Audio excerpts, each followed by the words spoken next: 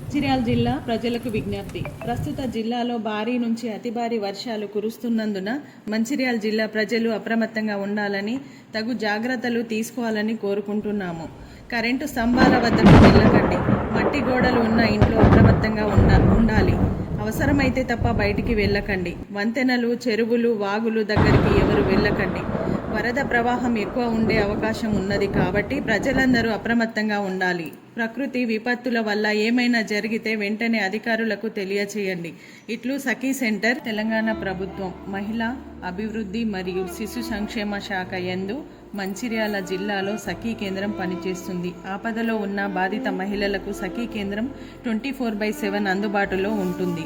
సమాజంలో గృహహింస, వరకట్న వేధింపులు, పనిచేసే చోట వేధింపులు, అక్రమ రవాణా నివారణ కోసం, ఆడపిల్లల అమ్మకం లాంటి సమస్యలు ఎదుర్కొంటున్న బాధిత మహిళలు ఉమెన్ హెల్ప్ లైన్ 181కి సంప్రదించగలరు. బాధిత మహిళలు సఖీ కేంద్రం యందు ఉచితంగా 5 రకాల సేవలు లభిస్తాయి.